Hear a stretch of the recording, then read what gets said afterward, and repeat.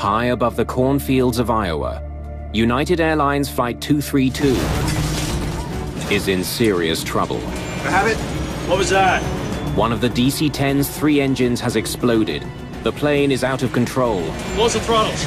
The crew's best hope at landing happens to be in the cabin. Denny Fitch knows more about flying a DC-10 than almost anyone on Earth. That's how I transitioned from a passenger to a crew member. You want to go forward out? Let it come back, it'll lead it away. But nothing in his vast experience has prepared him for what he finds. Lost all 3 hydraulic systems. I took it all in. The immediate, fast conclusion is, Denny, today is the day you're gonna die. Mayday, Mayday.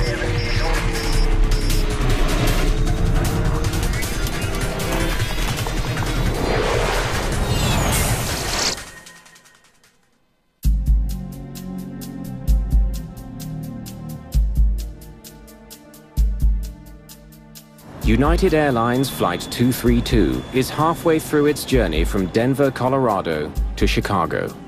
The DC-10 is cruising at 37,000 feet. The clear weather makes this a relatively easy flight for the captain and his first officer, both former fighter pilots. Oh, looks like we're gonna make Chicago on time. The airplane was trimmed up. We enjoyed a cup of coffee, and weather was good. There was absolutely no reason why we shouldn't have a pretty normal flight that day. Today is Children's Day at United Airlines. A child's ticket costs only a penny. Of the 285 passengers on the flight, 52 are children. Thanks for the cookies, Jan. Now how about some more coffee? Denny Fitch is a United Airlines pilot and a flight instructor for the DC-10. The flight was normal in all respects. We had climbed altitude. The lunch had been served. The tray was being removed, and I asked the flight attendant if I may have a cup of coffee. Heading home for a few days? Yeah, be good to get back.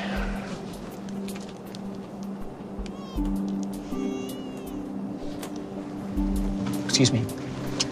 I'll take a refill when you have a second. Thank you. Jerry Schemmel is a basketball executive on his way through Chicago for a draft of college players. It was a very smooth flight. In fact, we were told when we got on the plane that there wasn't any expected turbulence at all. It should be a real smooth ride for 2 hours to Chicago.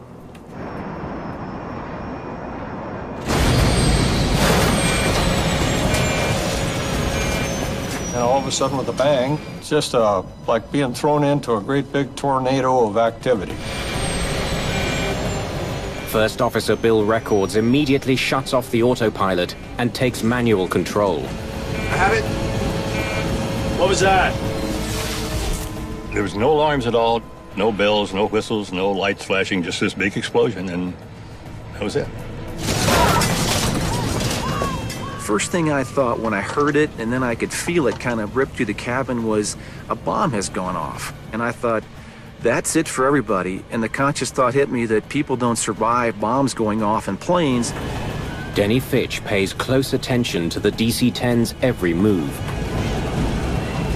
The coffee cup no longer had coffee in it. It was all over the table linens.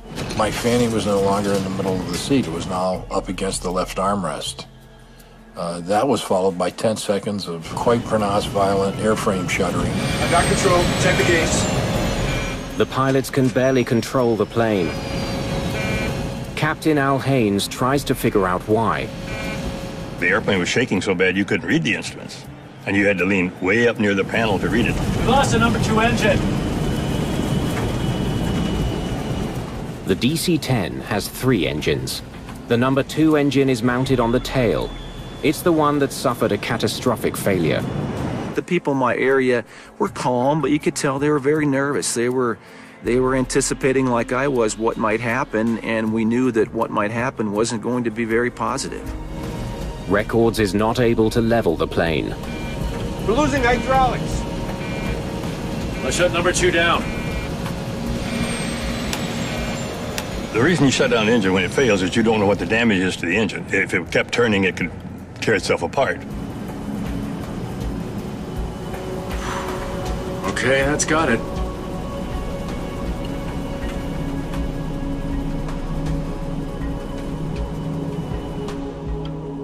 But Denny Fitch suspects there may be more to worry about than the loss of an engine. I was looking out the window for clues, and one of the clues that first appeared to me, and it was an abnormality, was the fact that the right wing of this aircraft was dropping. It doesn't make sense. The number 2 engine can't cause these wing behaviors. In other words, its loss doesn't have anything to do with what I'm seeing. Bill said, Al, I can't control the airplane. And that's a real attention getter. And so I look forward to see what the flight controls were doing. The damaged engine has been shut down. The plane is not responding to the first officer's commands. It's banking further and further to the right. It's a very sickening feeling to have the controls all the way over and have them all the way back as far as you can go. And the airplane was in fact going the opposite direction. I've got it, Bill. If the pilots can't find a way to level the plane, it will soon be upside down.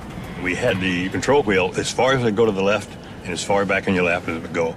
You can't do that in flight. So there's something drastically wrong there. But the airplane was starting to roll over in its back, and we had to stop that. This isn't working. The plane has become impossible to steer. It's a dire situation, and it can't be explained by the loss of one engine. Dudley, check the cages. What's going on back there?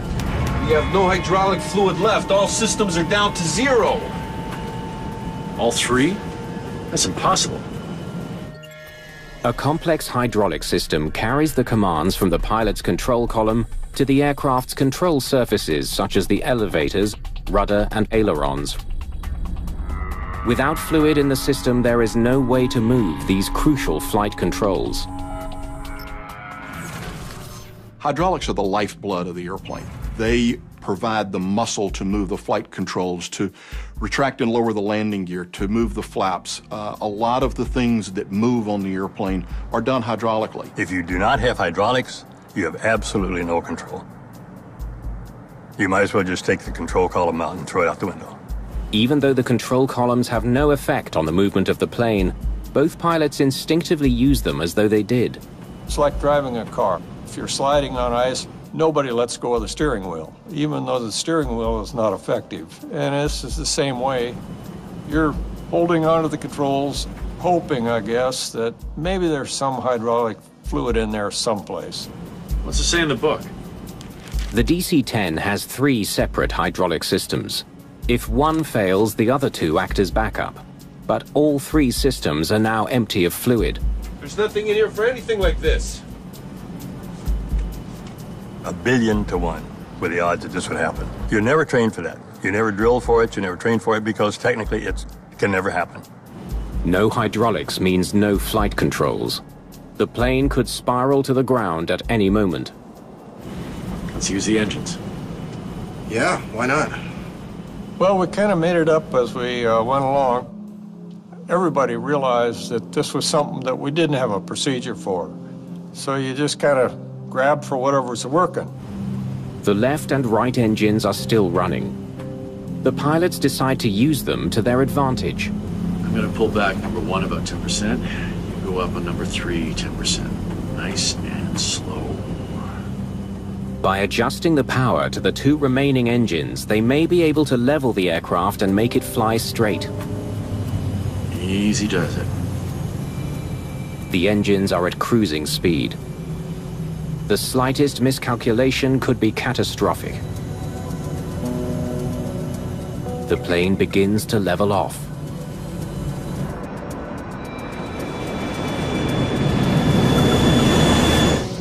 Okay, that's got it. The improvised method of control seems to be working, but with no hydraulics, the crew and all their passengers are still in grave danger. Alfredo O'Hare. About 400 miles. Flying to Chicago with only 2 engines may be possible, but without flight controls, the pilots have no idea if they'll be able to make a landing. How are we going to land this thing? None of the parts used to control the plane can be moved. No pilot has ever safely landed a DC-10 without hydraulics. 296 people will soon die, unless the pilots can find a way to do it now.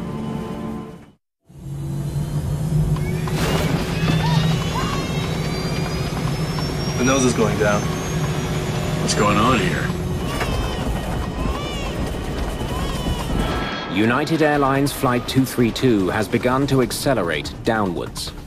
Normally, pulling back on the control column would raise the elevators and lift the nose of the plane. We have no elevators. But with no hydraulics, that control is gone. Normally you just pull back and add a little power and pull the nose up, but we didn't have the controls. Okay, let's ease them up, see what happens. The only things working on the plane are the two forward engines. Let's try 10%. Watch the gauges. Easy. By increasing power to the engines, the pilots hope they can create enough lift under the wings to raise the nose. This is what you have to do, because the power creates the lift, and that's what you need. The maneuver works. The plane pulls out of the dive. Okay. That's got it. Easy. Easy. We just dropped 1,000 feet. Okay, we gotta land this thing. Find out where the hell we are and get us to the nearest airport. Since the engine failure, the plane has been drifting to the right. There is no way Flight 232 can make it to Chicago without flight controls. The pilots need to find a safe place to land as soon as possible. This is United 232. We are declaring an emergency and requesting a vector to the nearest airport. What's going on? We've lost hydraulics. We have to make an emergency landing. United 232, you're heading towards Sioux City. Would you like to go there? We'll take Sioux City. Affirmative. Start getting the cabin ready.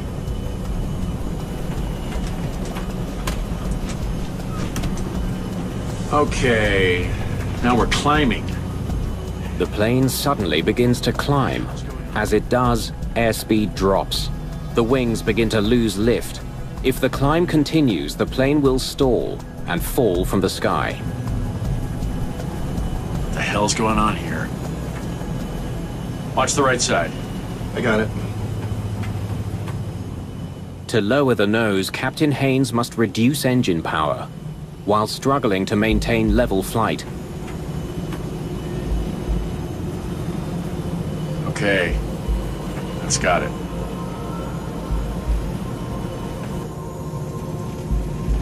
I felt the plane start to drop, and I'm just trying to think, all right, what the heck is going on with this aircraft?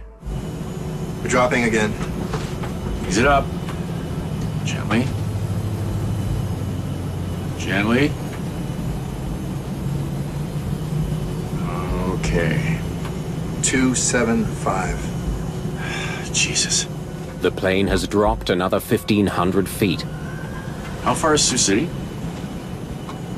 About 55 miles. In 30 minutes, the plane will hit the ground.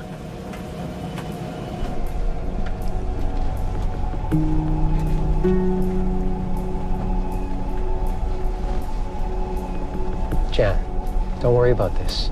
This airplane will fly fine on two engines. When I told her that she replied to me, "Oh no, Denny. I just came from the cockpit. Both the pilots are trying to fly the aircraft." The captain has told us we've lost all our hydraulics. Bingo.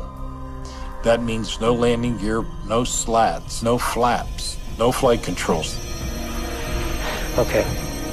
Tell the captain that you've got a DC-10 training check airman back here. If there's anything I can do to help, I'm happy to do so.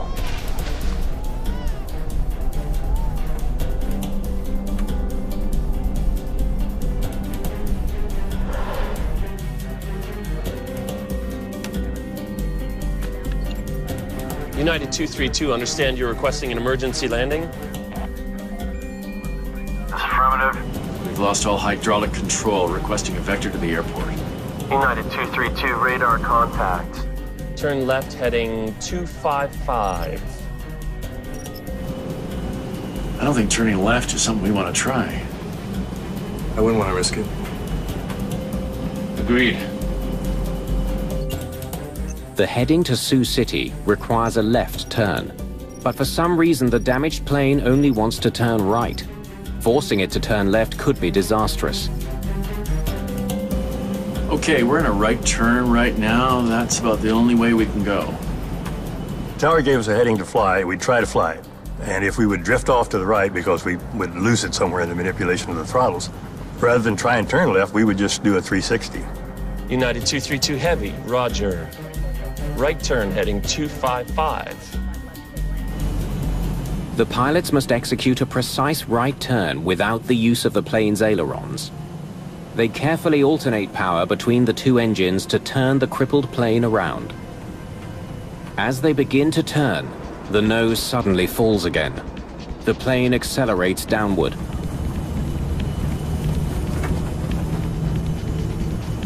We're trying to keep the airplane straight and level, but as the airplane wanted to turn to the right, every time that they would turn to the right, the nose would go down and the tendency is to go over on your back. We had to avoid that. They manage to complete the turn, but they've dropped another 1,000 feet. Sioux City is still 64 kilometers away. I don't think we're gonna make the airport, fellas.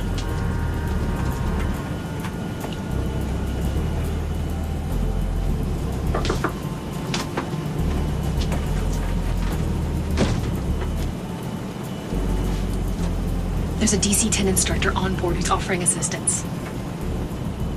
Having a trainer or an instructor whatever, on board the airplane was a relief to us because we thought he could give us inputs that we didn't have. Maybe he could help, and he volunteered to come up, and we were very happy to have him come up. Okay, let him come up.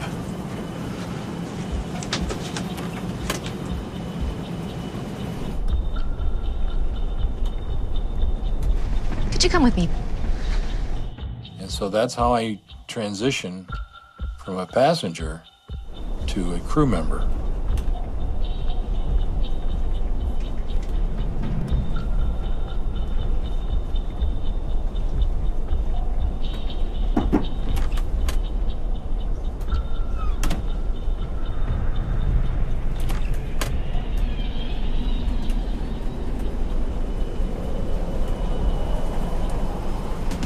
I remember their forearms and their tendons being tense. I remember their knuckles being white. They both were on the flight control wheels, their respective wheels, trying to fly the airplane together. Now that's an anomaly because the airplane will fly quite nicely with one person and two fingertips. That's just the nature of the beast when it's normal. This is clearly not normal. You want to go forward, Al? Now go forward. Let it come back and lead it away. Lost all 3 hydraulic systems. When I took it all in, the immediate, fast conclusion is, Denny, today is the day you're gonna die. Tell me what you want, I'll help you. Take the throttles. Because he can stand between Bill and myself now, and he can operate the alternating thrust a lot easier than we can. Okay.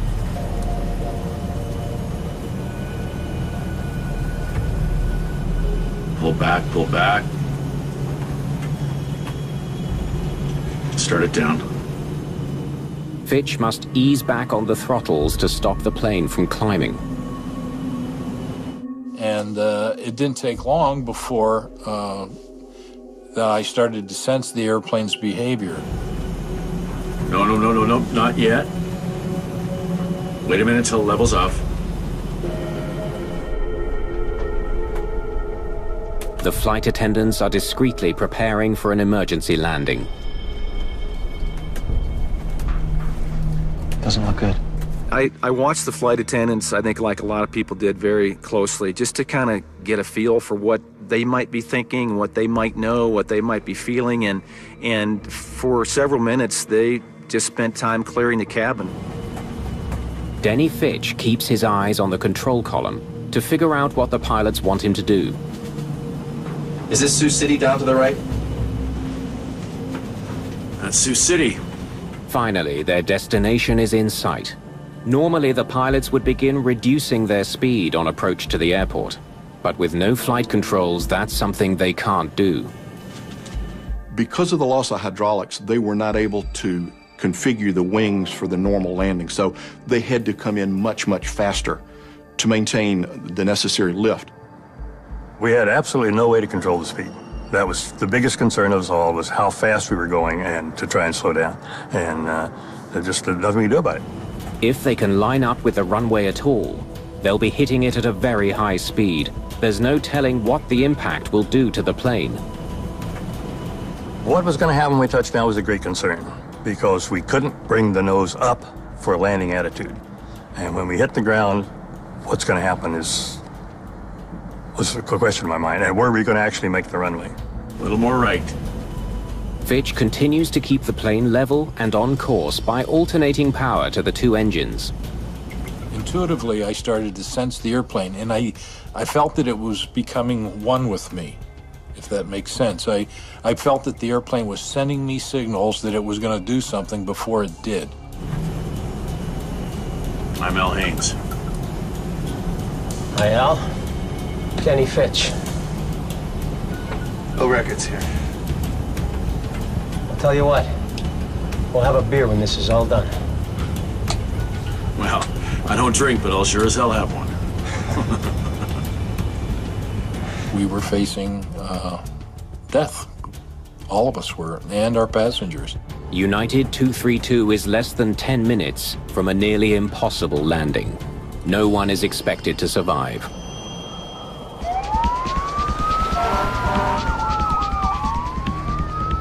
Emergency workers prepare for the worst.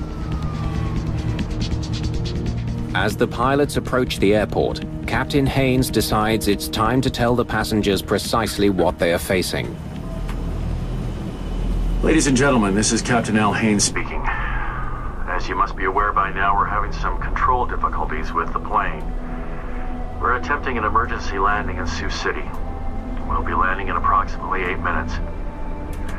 We've got about as much control over the plane as we can get, but I need you to understand this is going to be a crash landing. Please review your emergency procedures. This is going to be worse than anything you've ever been through before, and you need to be ready. We will do everything in our power to get everyone to the ground, but we need your cooperation. I think Captain Haynes wanted to be as honest as he could with us. He didn't want to sugarcoat anything. He wanted to let us know that we are in a very dire circumstance. I was convinced I wasn't going to make it. I thought, this is my day to go. There was serious uncertainty as to what the outcome was going to be. I think there was a realization that the airplane was going to be very badly damaged and that there was a high likelihood of injury or worse. Okay, let's start this sucker down.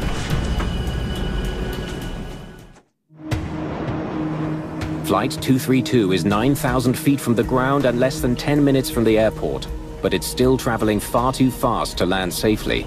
Instead of being at the normal 120, 140 knot range, they were well over 200 knots to be able to control the airplane. This means that it is going to arrive with a whole lot more force. It's going to need a much, much greater distance to land, and equally, their margin for error now becomes extremely small. Anybody got any ideas about putting the gear down? I would. Lowering the landing gear will help slow the plane down. Without hydraulics, the pilots have to release the gear manually and hope that gravity locks it into place. I hope that does it. If the gear doesn't lock, the plane is doomed.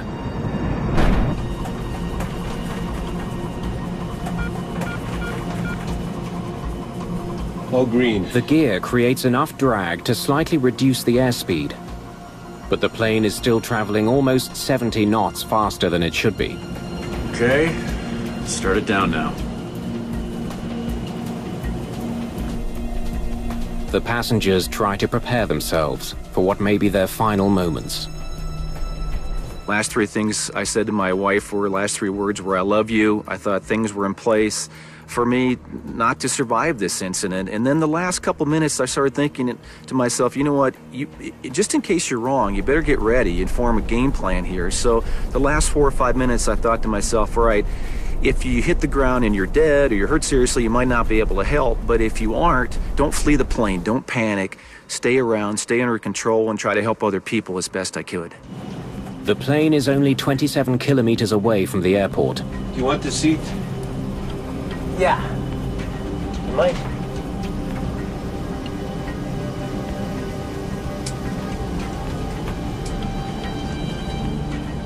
Okay.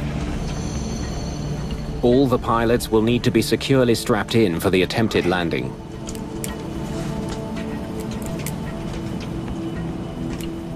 Only a few kilometers away from the airport, the crew must make another circle to the right to adjust their course. Airport's down there. Got it. I don't see it yet. As soon as it starts down, back we go. Concern within was how fast we're going to hit the ground and what's going to happen when we hit the ground. When we hit the ground hard, let's hope it's not hard enough to tear the airplane apart. Forward, forward, forward. Without flaps, airspeed is the only thing keeping the plane in the air. The pilots have no choice but to keep the engines at close to full power. Won't this be a fun landing? Hold the heading if you can. That's fine. From an altitude of 37,000 feet, the pilots have corkscrewed their way down to within sight of a runway. Now they have to get the plane on the ground.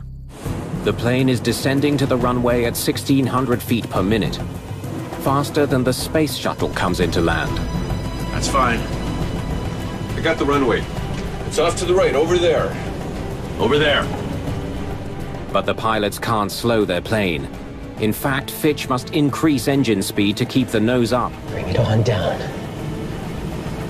Oh, baby. Ease her on down. Tell them we're 2 minutes away from landing. 2 minutes away from landing. 2 minutes. Your attitude is you will get this done. I will do this. I will do it. I will not accept failure. I will not accept anything less than the best. And so even if I die, that's the way I die. That's the way I'm going to die.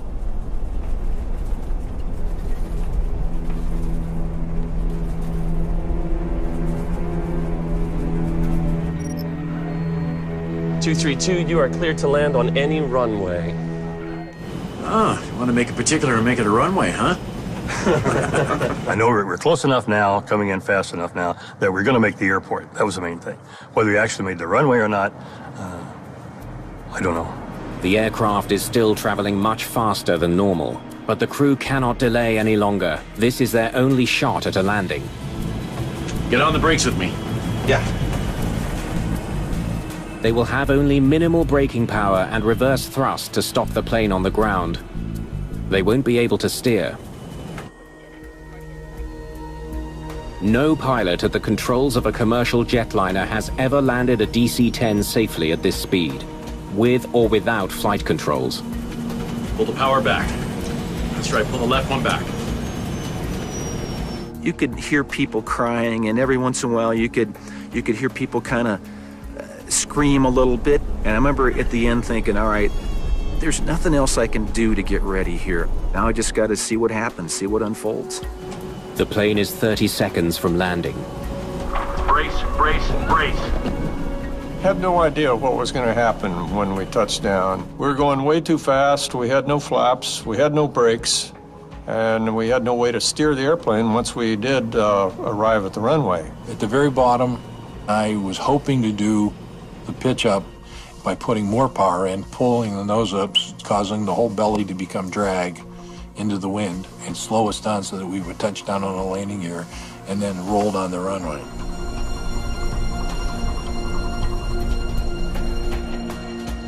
Controllers can't bear to watch what's about to unfold. Only 100 feet from the ground, the nose dips again, increasing its already dangerous speed. The nose lowered, the airspeed would get built up again, and the right wing started to go down again. And we couldn't have that. We had to try and get it level. Close the throttles. Close them up. Pull him off. I can't pull him off or we'll lose it. That's what's turning you. And we both said, okay. He's in charge of the throttles. Do whatever you have to do. There had to be complete trust. Okay.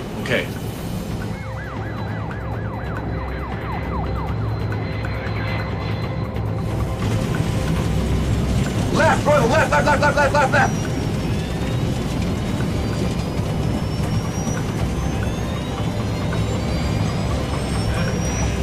We're turning.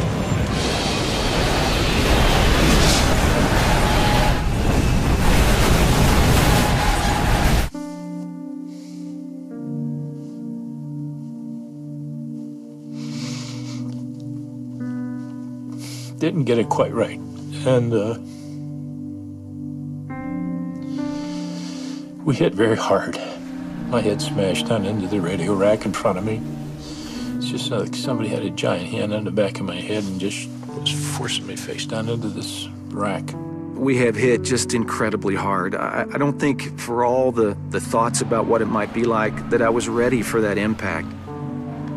I could feel the plane go upside down, and we slid upside down and backwards for what seemed like forever. I remember looking out the window and saw it got blue for a split second, darkened again to brown and green, and then more violence than I can put in words.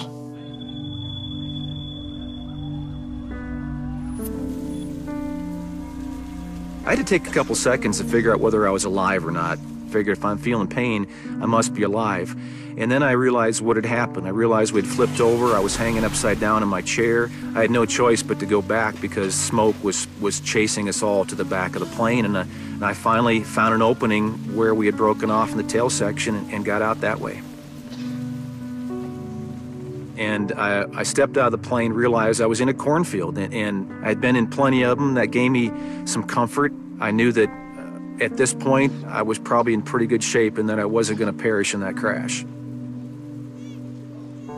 I took a couple steps out of the plane and I heard a baby crying back inside the wreckage, and I didn't stand there and weigh the risks. I didn't think it through. I just reacted to the sound. The next thing I remember, I'm back inside the wreckage. It's okay. It's okay. Jerry Schemmel manages to find the child and helps reunite her with her parents. It's okay. But others are not so lucky. The plane lies in pieces on the runway and in a cornfield. There is no sign of the cockpit or the pilots. On the initial viewing of the aircraft hitting the ground and tumbling down the ground and a huge fireball and so on and so forth, we didn't expect to find survivors. 45 minutes after the crash, the cockpit is discovered 180 meters from the rest of the wreckage. All 4 pilots have survived. I was unconscious. Fortunately, I was knocked out on impact. I have absolutely no recollection of the crash at all. And then the next thing I heard is somebody say, "Are there really 4 of you in there?" And I heard more than one voice say yes. I knew at the time that I saw this fireman coming across the field that I had been in a crash and I'm alive. I had no idea what kind of shape I was in, whether my legs were attached. I couldn't move my fingers. I was just literally pinned to the ground. I was compressed in the wreckage. White hot pain in my back and my side. Broken ribs punctured the lung. I never lost consciousness. I have complete recall of it all. My time in the hospital, first night almost died. Subsequently 9 surgeries and 18 months of recovery. 111 passengers and crew are dead, including 11 children. But 185 people have survived the fiery crash landing. The first feelings were there are not likely to be any survivors out of this, and yet there were. There were a large number of survivors.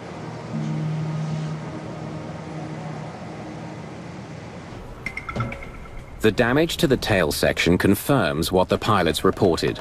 The number 2 engine exploded in mid-flight. Investigators need to know why, and how it led to the catastrophic loss of all hydraulics. We already pretty well knew what we were looking for. we knew we'd had an engine failure of horrific proportions. We knew we'd had a hydraulic issue that had depleted all 3 hydraulic systems. The NTSB's Bob McIntosh is in charge of the team dispatched to Sioux City.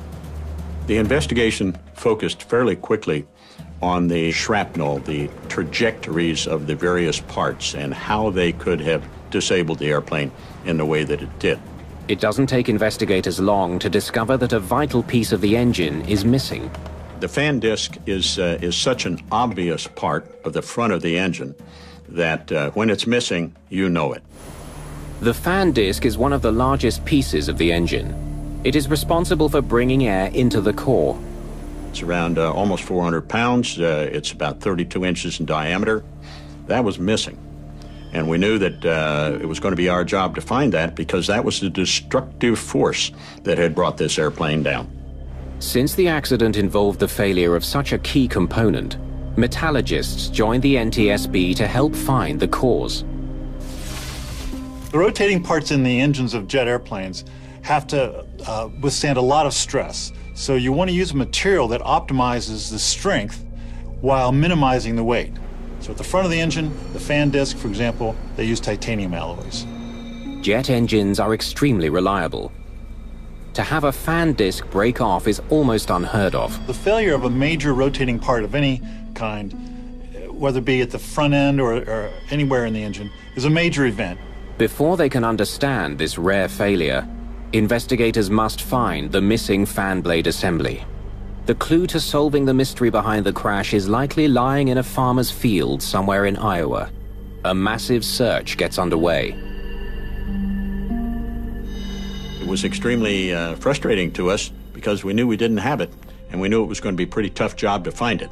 We were motivated to find it, but we knew it was going to be tough. Now I can't control the airplane. Meanwhile, investigators turn their attention to the plane's hydraulics, wondering how a system with triple redundancy could have failed. In theory, if you lose an engine, you lose one of the systems. Our challenge, recognizing that the number 2 engine was the origin of the problem, was to try and figure out why all 3 hydraulic systems had failed. Each of the 3 hydraulic systems is powered by one of the 3 engines. Since only one engine failed, 2 hydraulic systems should have kept working. Investigators examine the wreckage around the number 2 engine. They begin to see what might have happened. There was a place where all 3 hydraulic systems were getting together, and that was in the horizontal stabilizer to actuate the elevators for up and down control. All 3 of the plane's hydraulic lines concentrate at the back of the plane, below the rear engine. The number 2 system was destroyed when the fan disc blew apart. Exploding shrapnel damaged the 2 remaining systems. All the hydraulic lines were either punctured or severed. The plane essentially bled to death. So we were able to understand how an engine failure in number 2 would result in number 1 and number 3 being rendered inoperative. Now that investigators know how much damage the broken fan disc caused, it's all the more urgent to figure out why it failed. They must find the broken piece. A $50,000 reward is offered to anyone who can find it.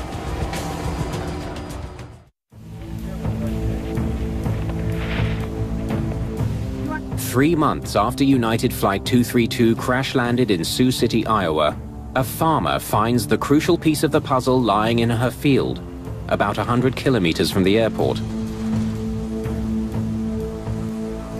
This was I came across the combine, and the combine met with resistance. I backed up and I thought, oh my gosh, this is it.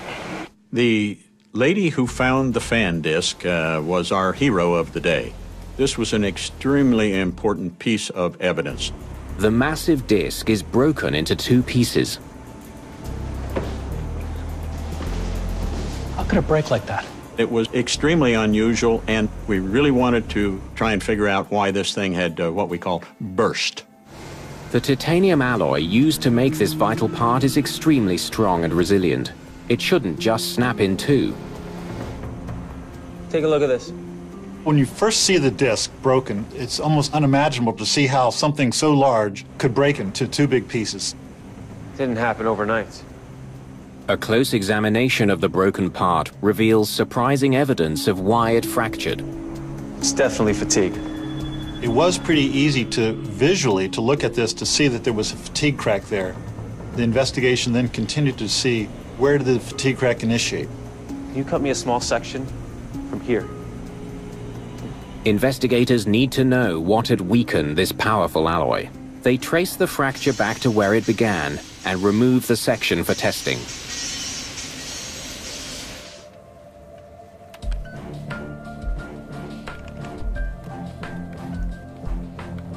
Well. They find elements that should not be in the metal, nitrogen and oxygen mixed in with the titanium. Nitrogen and other elements such as oxygen, if they are present in the titanium alloy, cause an increase in brittleness, so that when you load this area, it'll crack very, very easily. A bad batch of titanium? I'd say so. Investigators conclude that a microscopic imperfection in the titanium used to make the fan blade caused a crack that developed slowly over 17 years. It kept progressively getting bigger and bigger each time the engine started and stopped. It was only a matter of time before the disc finally broke. I have it. What was that? And disaster occurred. This part was supposed to be inspected on a regular basis, and indeed it was. But where the crack was located simply was extremely difficult to detect. The NTSB immediately recommends more thorough inspections of all engine fan discs. Titanium is now melted 3 times in a vacuum to remove impurities. Any kind of oxygen and nitrogen that might be in the material is sucked out into the vacuum and drawn out. The DC-10's hydraulic system also gets an upgrade. Designers add a series of valves so that a line can be sealed in case of a rupture. Every accident is a learning experience. And Sioux City, although it was several decades ago, continues to be a learning experience. Despite the loss of life, the pilot's actions during the disaster are hailed as a magnificent feat of flying. I think it surprised the survivors that they had made it, but it was a testament to the skill of the crew and the ruggedness of the airplane. We have no hydraulic fluid left. All systems are down to 0. That's impossible. Once they lost the third hydraulic system, they were in an uncharted area with no checklist and having to improvise it. Let's use the engines. It was a catastrophic event that they made to turn out reasonably well. Tell me what you want and I'll help you. Take the throttles. Captain Haynes' decision to accept an offer of help in a moment of crisis is what many believe saved the lives of 185 people. Okay. For Al Haynes to give a perfect stranger the only thing controlling his airplane, and I think he knew clearly at this point that was all that was there, I think is a phenomenal feat. And I can't give enough kudos to him for that. All 4 pilots received the Polaris Award. It's the highest civilian aviation decoration, awarded for exceptional airmanship and heroic actions. We got the airplane to the runway. That's the most we could hope for, even more than most people thought we could hope for. And to say that we were heroes in doing that, no. We were just fortunate that the things we tried worked. I was willing to give up my life. No, I mean, that's not being heroic. I mean, I was willing to give up my life. Because to me, that's my responsibility as an airline captain. You trust me. I don't want to fail that trust. Al Haynes and Bill Records were back in the cockpit within a year of the accident. For Denny Fitch, it took a bit more time. Doctors, God love them, they fixed me, but they didn't believe I'd ever make a captaincy again. They didn't think I'd ever be able to fly. I think it was 16 or 18 months later. It was Flight 187 to Honolulu. And if you've been in the cabin, you would have heard this announcement: today in command of your flight is Captain Denny Fitch. Never give up.